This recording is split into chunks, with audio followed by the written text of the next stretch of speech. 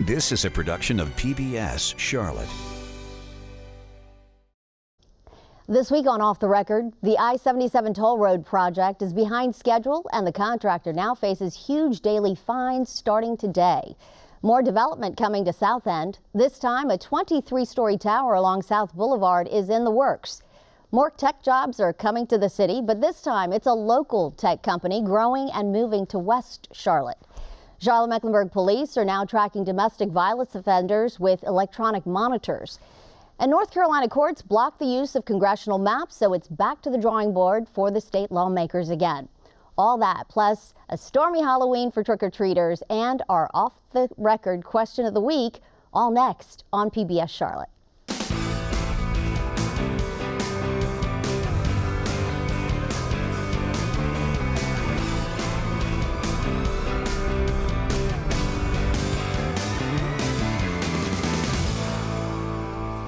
Hi, I'm Suzette Rhee, and for Jeff Sonyer, this is Off the Record, where we talk about the stories you've been talking about this week.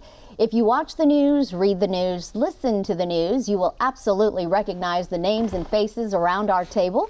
Dedrick Russell, WBTV, Mark Becker, WSOC-TV, David Borax, WFAE, and Ashley Fay, Charlotte Business Journal. You can also join the conversation. Just email your questions and comments to offtherecord@WTVI.org. And we welcome our Facebook Live audience. You can comment, you can like us, you can share our posts and engage with us. We are very glad that you're here. All right, well, let's get to it. I-77 toll road is a mess, and it's $10,000 a day per road, $30,000 a day starting today.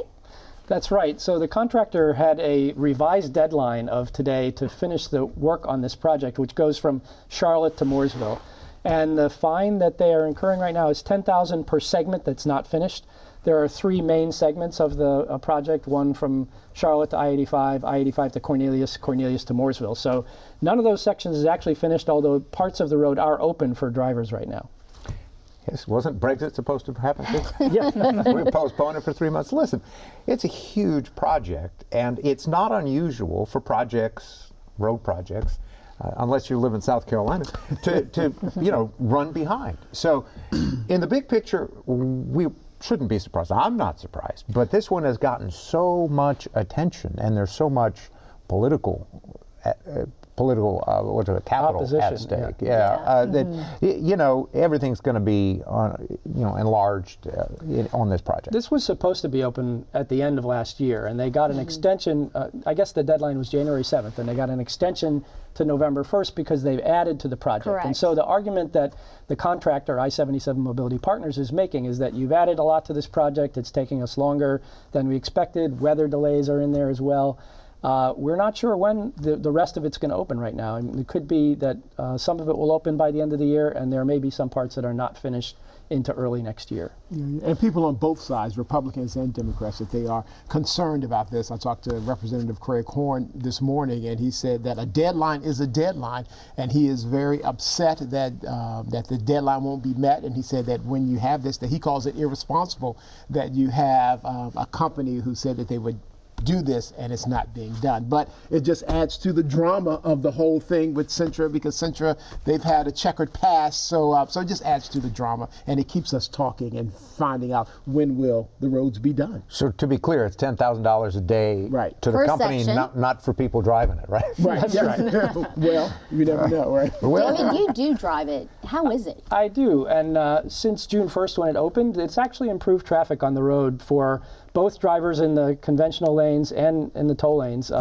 If you want to take it, if you got to get somewhere in a hurry, you can cut 10, 15 minutes off of your drive, and I think when they get the whole thing open, it will really speed up the commute to Charlotte, but you're going to have to pay. Right now, if you go the whole length from Mooresville to Huntersville, which is open, it's like $6.50 or something at rush hour.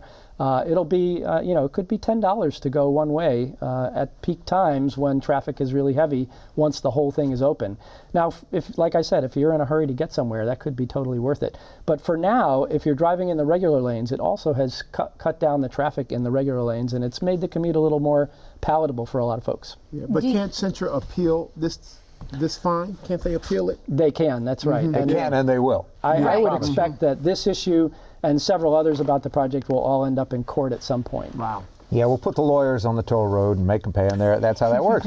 But we've seen this before with other big construction projects. I've told you on 485, there was a company that was 3 years behind, Skanska, and I did some extensive stories about that. And you know, in the end, the attorneys got together and it all sort of washed together. And as you were suggesting earlier, Suzanne, maybe it's everybody sort of does their part and saves a little face here. The company says, well, wait, you've added work to this project, we've had rain and so forth.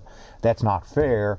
And at the same time, the DOT, with all of this political pressure, they're not going to grant another extension. So they'll let the lawyers fight it out, and it will probably be 3 or 4 years, and maybe we will have forgotten about it. I don't know. Well, and the project will go on. I mean, at the end of the day, you know, there's an end point, but often I find this kind of consternation is a sort of a reset for everybody. It is, and I just want to remind people that, you know, this is kind of a test for what's coming for other parts of the Charlotte area. They've started construction on toll lanes on I-485 in South Charlotte. They're also coming to US 74 and I-77 south of Charlotte. So, well, let's move on to development, right? Right in your wheelhouse. Sometimes you know what? just as contentious. I know. I have lived in Charlotte since '94. I remember when 3-story towers along South Boulevard got notice. This is 23 stories. Tell us about it. Yeah, so Stiles Corporation and Shorenstein Properties, which are two out-of-state firms, which is quite significant because it used to be that a lot of local developers and state developers would build in Charlotte. But now we're obviously attracting a lot of outside capital. They want to build a 23-story tower at the east-west stop right on the Blue Line. It's a very prominent Very location. prominent, yes. It's right near, and it includes actually the building where Tupelo Honey is. And Yes. of course, most people know where that is. It's pretty right in the heart of South Boulevard, you know, right in the center of everything, which is exactly why they want to build there. Of course, they think, well, some office group's going to say this is a great place to Yes. be. So they are going to start construction sometime within the next year, but you know, I think the implications of this are pretty dramatic, especially when you consider, you know, Lowe's is building a 23-story tower. You've got Portman teeing up a 16-story tower, all in South End, which were not, you know, it was not built for, you know, big towers, as you said. It was And the built traffic. for warehouses. So traffic is going to become an issue, and I'm interested to see how that will play out. But, you know, this, I think, just speaks to the fact that demand is still very high. although some of these companies are building in the South End because it's next to the Blue Line. So I think Right. at least some of the traffic could be mitigated by folks living somewhere where they can get to work on the Blue Line. And I guess that's why all those condos are being built right now in Uptown. But I guess that helps bring the energy, because I know city leaders want the energy and the focus on Uptown. So you have the Bank of America Stadium, you have the Spectrum Center, you have Epicenter, and then, you know, you may have soccer. So everything is being focused on Uptown. So I guess businesses are seeing that too. Is if that's where the action is, then that's an attraction that, hey, that not only can you work, but you can play and live all in Uptown Charlotte. And we won't be able to see the Pink Building anymore. I mean, Do you remember when that was such a big deal? Well, and that's you know, only it's sort 9 of- or 10 stories. It's sort of shrunk by comparison, right? But I am curious about this 23 number, though. It seems that Lowe's is doing the 23 stories. What's the numerology there, Ashley? Any theories? Well, it's several floors of parking. It's usually 7 to 9 stories of parking. It's like podium parking, and then, you know, some number of floors of office. And both Lowe's and this tower, which is going to so far be built speculatively, as far as we know, have about 300,000 square feet of office space, which seems to be the sweet spot. You don't want to go too high. You know, you don't want to maybe build 500,000 square feet if you can't fill that. But, you know, you don't want to go too small either. So I think that's just been a target office number. You know, some of the prospects that have looked at Charlotte have been in the 150 range, so 150,000 square feet range. So if you can fill half the building with one tenant, that's great. Yeah. And then you can fill the rest with 1 2-floor tenants. So I think that's just kind of a strategy of you know, a lot of office developers are saying, okay, this is a number we think we can lease. And that just translates to that size of a tower. And it may be 22 floors, because they may, hopefully, will they have a 13th floor? You know, some people They always skip that. Yeah, exactly. And So they have maybe floor 22 retail stories. too, Yeah, so, exactly. Yep. Well, moving on to more development of a different kind, workforce development. I noticed that there was a Charlotte company, a Charlotte tech company, that decided to really take off, grow, and I was surprised by the moving into West Charlotte. You covered a lot of that. Well, you've had a very busy week. Well, yes. So West Charlotte's been an interesting one, and you know, that's kind of an undefined area. There's a lot of names. There's Fremore West. Some people are trying to brand it as the Freight District because of its history, but it's really the area immediately west of Uptown. So think about Freedom Drive, Moorhead. The road that's actually getting a lot of activity is Thrift Road, and that's right off of Freedom Drive. And we have Ray Ward bringing their headquarters there. And this week, Stratified said they were going to bring their headquarters and another 200 jobs to West Charlotte, which is pretty significant. Stratified actually started at UNC Charlotte in 2015. The current CEO was a professor who started the company with 2 students. Yes, I thought that was amazing. Which is pretty cool, yeah. And now they're going to have potentially up to 300 people in the next couple of years. So it's pretty big, and they're going in an opportunity zone, which has been kind of a very buzzy topic in real estate this year. But you know, we're waiting to see what happens in West Charlotte. If you go to Noble Smoke, which is the new Jim Noble's place there at Freedom and Camp Green, I think. I mean, you start to see and then filling around it some of the very nice homes and condos that are built right along Berry Hill right there. Right. I mean, it's coming along, and it is the next sort of hot area. Now we just got to worry about the east side, right? Right, yeah, and I guess there are financial incentives to moving and having business on the west side. I know I did a story at Johnson C. Smith University where the Small Business Administration, they were there on the campus asking students, entrepreneurs, to say that if you're going to do a business and if you're going to start a business, why don't you start it right here on the west side, which is called the Hub Zone, historically underutilized business zone. So nice acronym. Exactly. So that's a hub zone. So therefore, Small Business Administration, they're telling students now that that if you do set up a business there, that there are some incentives, some financial incentives for you to do that. And I'm pretty sure that that's what Stratified is doing. Smart move. Yeah, absolutely. And the city has been really trying to push, you know, getting the right kind of opportunity zone investment, because we know with that federal legislation, anyone can come in and build a project. But they're trying to say, listen, we know historic West End, we want to preserve it. We want to, you know, we don't want to displace residents. We want to keep the small businesses and foster new ones. So, you know, I think the city's been very aggressively trying to get the right kind of investment in that area, which, you know, you can't completely control that in a capitalist market, but you know, they're just trying to say, listen, we want to get the right kind of businesses that are going to work with the high schools, which Stratified has said they want to go and work with some of the local high schools and getting them exposed to tech early on. But yeah, I mean, it's exciting. I think there's a lot more to come on that side of town. It's certainly something I've been keeping an eye on, and I'm curious to see what goes on. And the city and go ahead. There's one other point about this, and this kind of zooming out to bigger picture for Charlotte. This is the latest in a series of announcements by tech companies that are already here, which are expanding or moving their headquarters. So we had also last week, we had Microsoft announcing they're going to expand by 400. Their offices are in South Charlotte. Lowe's is building a tech hub in the South End, as you mentioned. We had the real estate company Better.com is moving here with quite a few jobs. So a lot of tech jobs coming to Charlotte these days. This after Amazon said that we weren't good enough for them. So I think there's not enough tech people here. There's a little bit of a good feeling around the business development community here right now that we can attract tech jobs. And, you know, and I guess Commissioner Chair George Dunlap mentioned that at the announcement, saying that if Amazon did come here, then that would have, you know, crowded the field, and other tech companies would not have come here because Amazon would have just taken over. The be careful what you wish for category. Right, exactly. But it's interesting that the city and county, that they are offering money to Stratified, and you have to show love to homegrown talent. You know what I mean? So, I mean, they are literally homegrown. Exactly. So you have to show love with them, and you have to keep them there. Yeah, absolutely. And moving on. All right, we want to move on to the electronic monitors for domestic violence offenders. I mean, and you know, we've all heard about electronic monitoring, but not in this pathway. It's kind of an interesting spin, right? And it's actually been around for a little while, but yeah, police now, when someone is arrested on a domestic violence related charge, they're evaluated when they get to the intake center and interviewed, and the questions are, how serious was the attack? How is this maybe not the first attack? And how, you know, how much of a risk are they to go back and reoffend? So what they have done is they've started putting monitors on some of these domestic violence offenders, which then allows them essentially to track them even in real time, so that if I am not supposed to go to my ex-girlfriend's home, when I get close there, sets an alarm off, and they say, "Oh, Mark is way too close to that person or to that place where he's not supposed to be." It's essentially the same theory as electronic monitoring, but in this application, it really has a more real-time, immediate deal, so that the police would get an alert and can go check.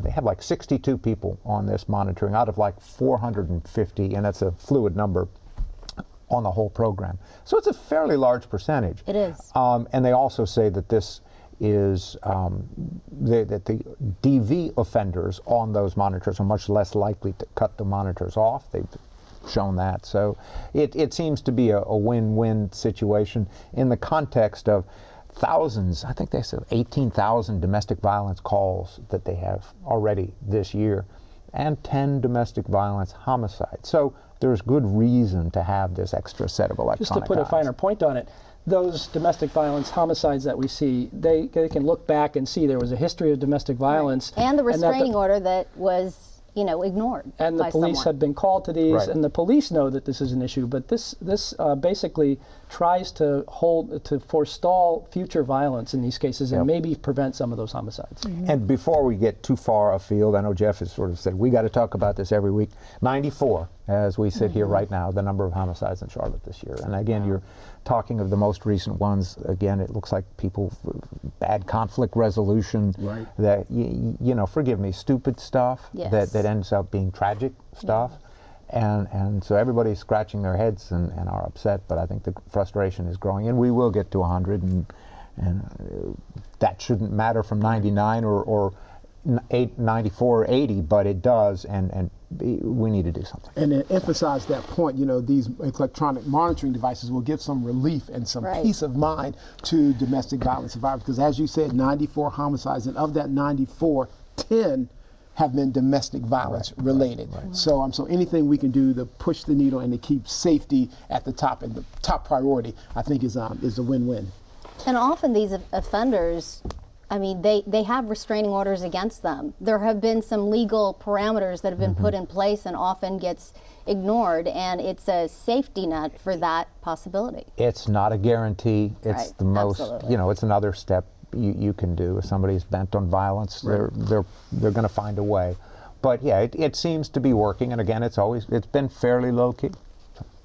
All right, well, we're going to move on to politics now, and here is our off-the-record question of the week. North Carolina courts have rejected the state's legislative maps, saying the boundaries give partisan advantage and diminishes democracy. Do you have confidence in the North Carolina legislature to redraw the maps? In our poll, 87% said yes, it's not a perfect system, but we have to work within the law to redraw the congressional boundaries. 13% no, said no, we need a new way to redraw the congressional boundaries. What are you guys hearing out on the streets? This issue about district boundaries is the argument that's being made right now is that this is because of partisan gerrymandering. They're saying that the legislature, which has the power to draw the maps for both Congress and the State House, is using their political advantage as they're drawing these maps. And in the past, that was an argument that got you off the hook.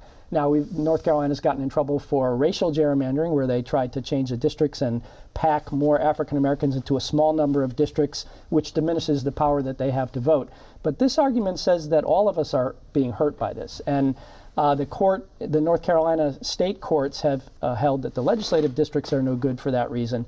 The federal courts have sent it back to the state, basically, to fix this. And so the state court here in this case is saying that although this is not a final decision, they are saying it's likely that the plaintiffs, the voters and Common Cause, which sued over this, are going to prevail in the court. Therefore, we want you to redraw these districts for 2020. And that means starting with the primary in March and the election in the fall. So That is very soon. it's a short period of time. The legislature has adjourned, but they're going to come back in a couple of weeks to take on this topic. And they did redraw the State House districts, and the court has accepted those and said they were done fairly this time. And so we're going to expect the same from the legislature on the congressional districts. And the idea here is it's 10 Republicans and 3 Democrats right now, and I think the final outcome here will be something short of 10 Republicans. We're not sure what yet. So. And the 3-judge panel is very specific according to the law in terms of who gets to make this decision. But ultimately, it does go back to the state lawmakers. That's right. Well, I heard somebody say years ago, we used to have voters picking their politicians. Now politicians have been picking their voters. Right. Right. And when you look at congressional elections over the last number of years, most of the districts, it will be the Republican, maybe 75%, Democrat 25%. And then in another district, the Democrat 80% and the Republican 20%. Well, that's not the makeup of our community. So I think what they're saying is it would be better if you had it 52 to 48%, because that's more reflective of our balance in many districts, and that's what needs to change. You may end up with 10 Republicans, probably not, out of 13, but to have more balance in each of those congressional districts, I think, is ultimately what the courts are saying. So our question of the week had 13% who think there should be a different way to do it. Is that what you said? So what is we need a new way to redraw What the is a maps. different way? There has been a bill in the legislature this year to look at what's called nonpartisan redistricting, where there would be an independent commission of some kind that would draw the boundaries. That didn't make it through. Some other states are doing this, and they're having some success with it. I think this idea of doing it independently is not going to go away in North Carolina. Right. And I think Michigan is one of the states that did that and had some success. But it's not going to go away. Yeah. And it's not going to be fixed overnight. Right, exactly. So you wonder what's going to happen by March. But it's got to be fixed pretty quickly, right? Right. I think we start registering in December. So, December that's is the part of the deadline. urgency. But it's so interesting, the Democratic pushback, this being funded by and led by the former Attorney General Eric Holder, who is trying to push this and saying that this political gerrymandering has to stop. And I guess he responded to the latest decision is that, this gerrymandering is hopefully coming to an end. So, we'll have to see, lawyer against lawyer, right? Well, Heard that before.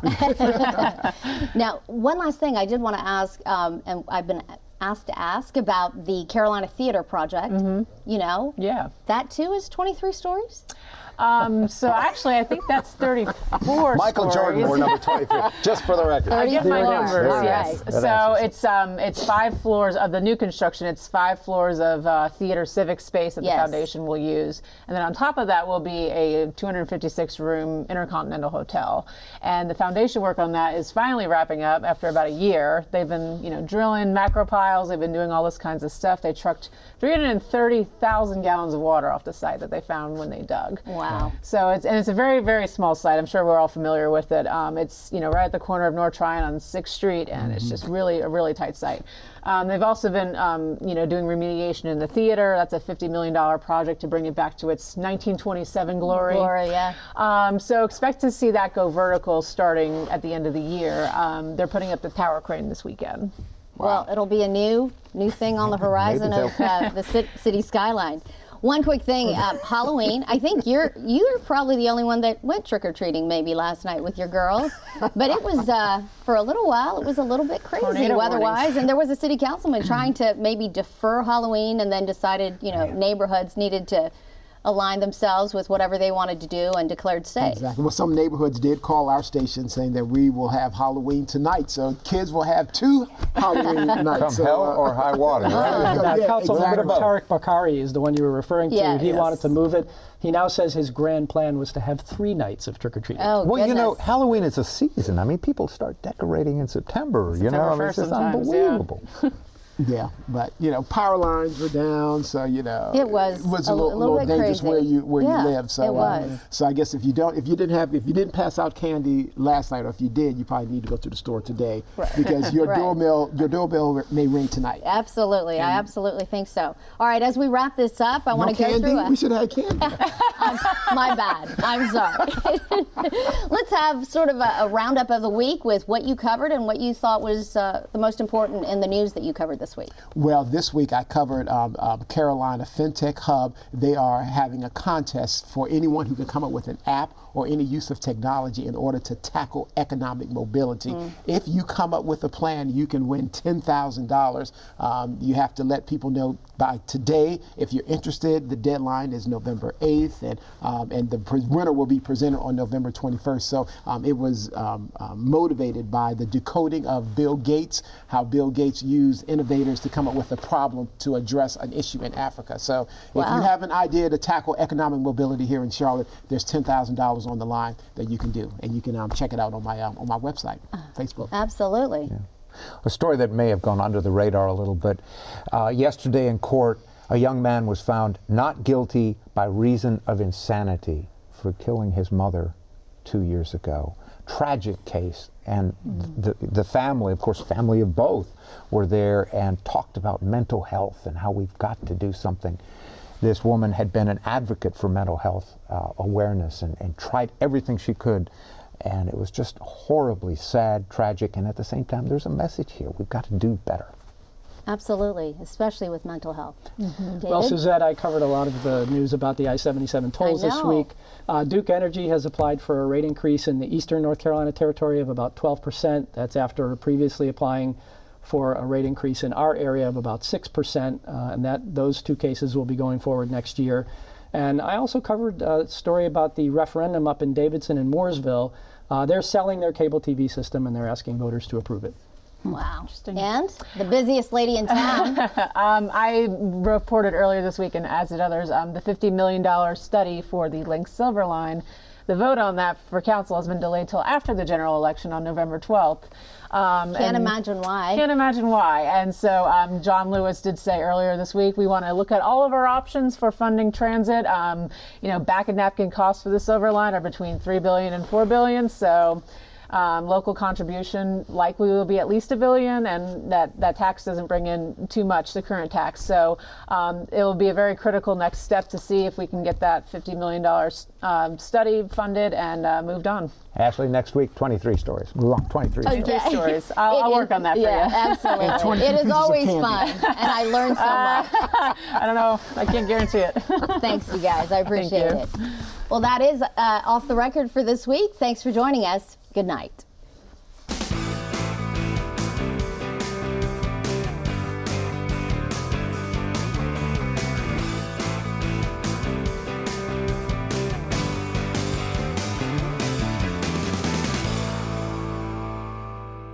A production of PBS Charlotte.